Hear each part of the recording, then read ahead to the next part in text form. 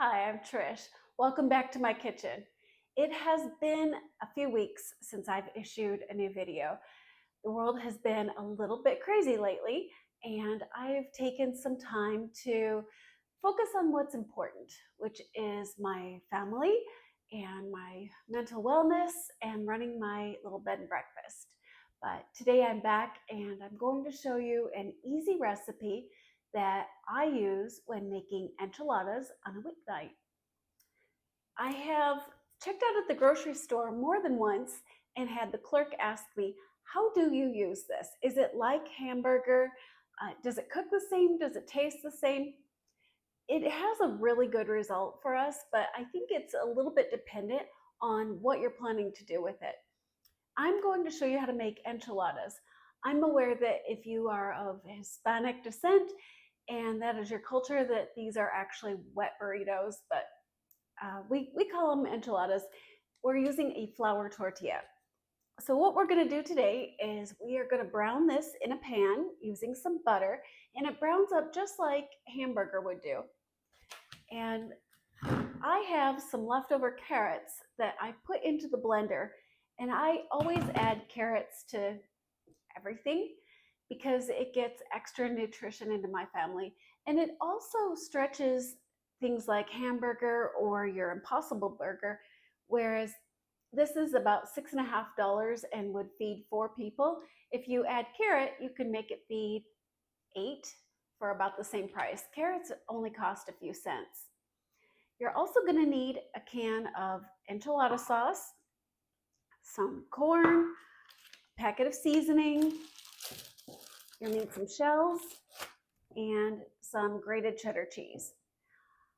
I do know how to make enchilada sauce, and I will probably show you that, but for convenience and ease today, I'm going to show you how to cook out of your pantry. This is a really great thing to make when you get home late and you've had activities, it's a weeknight, and you need to put together something in 30 minutes and have it on the table. So let's get started. This has had about 4 minutes to brown. And as you can see, it looks very similar to ground beef. It browns up pretty much the same way. It doesn't smell exactly like beef, but I think that that's a high point. I don't particularly love the smell of beef in a house. I especially don't like to smell it lingering hours or days after the meal is over.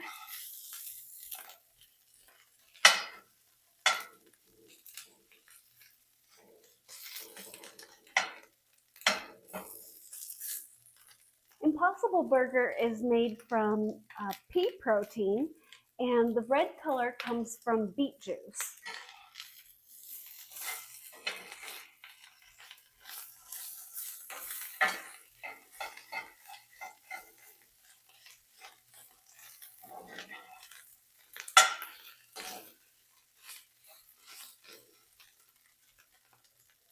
If you're trying to ease your family towards a more plant-based diet and they're reluctant to go along, this is a nice way to ease them into it. You can introduce things like this in tacos or enchiladas or even meatloaf, and they're unlikely to give you pushback because they won't notice right off. At this point, most of my beef is brown, so I'm going to add the carrot.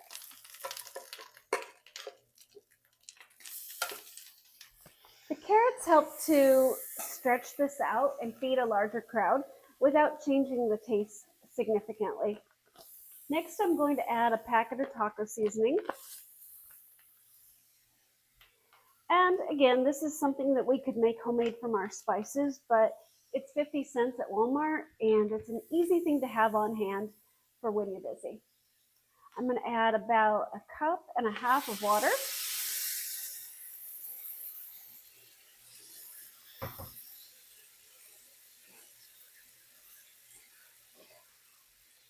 This smells really good right now. You can also add a can of tomatoes. You can add fresh onion.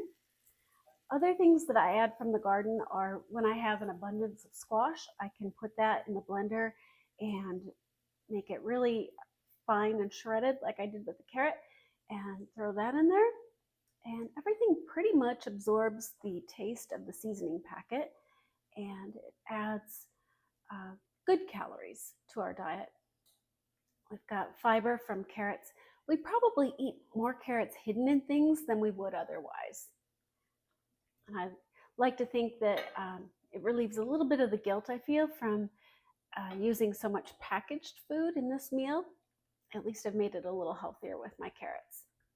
So we're going to let this simmer for probably 5 or 10 minutes until most of the liquid is absorbed and it's fairly dry. This has been simmering for about 5 minutes and most of the liquid has evaporated. Now the carrot is blended and it's almost the same color as my pretend meat. So your husband might question you about this, but the kids won't. We are ready to put this in shells. Now we're ready to do the assembly.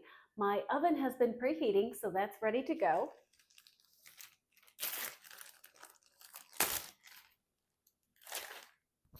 Take your flour tortilla, and I've opened and drained a can of corn.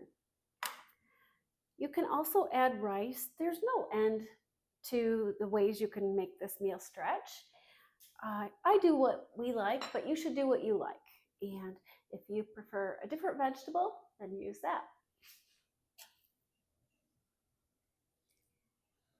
You can also put rice in here. If you use rice and beans, that's a complete protein. And you don't have to include any meat at all. I've got a bread pan because there are only 2 of us that are eating this evening. And it isn't a dish that I really enjoy having leftovers. I prefer to make them fresh. So I'm going to grease up my bread pan with some butter. And obviously you can easily make this vegetarian if you wanted to. You don't have to use butter. You can use a plant-based spread. You can make your own tortillas without any oil or animal products. And you can use lentils for the filling. So I just fold that up, put that in there.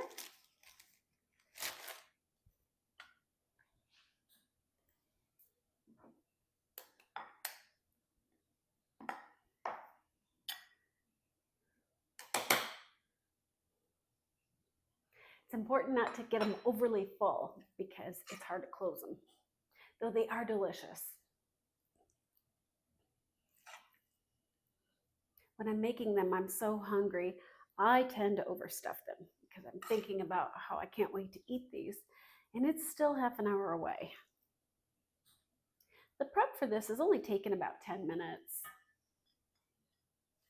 I had everything on hand, and it's a great pantry meal, especially if you don't require beef.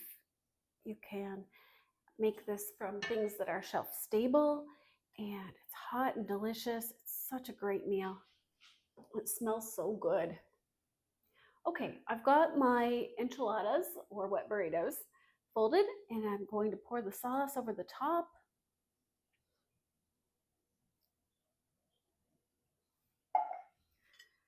And I don't want the flour to stick to the pan, so I'm going to make room for the sauce to seep around and get in between there. Then I'm going to cover it with cheese. This is our favorite thing. You can mix your cheese. You don't have to use cheddar. It's what we like, but you can use mozzarella, you can use provolone, whatever your preference is. Make this the way you prefer.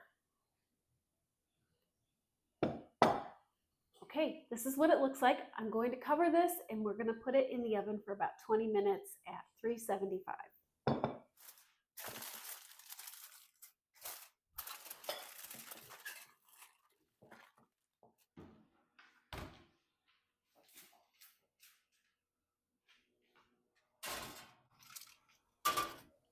The convection setting makes it bake a little bit faster, but regular bake will work too.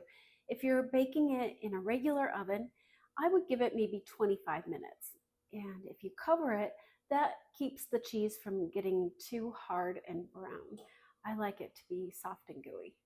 I didn't use all of my filling for the enchiladas, so I'm going to save it in the refrigerator and it will make an appearance in another recipe.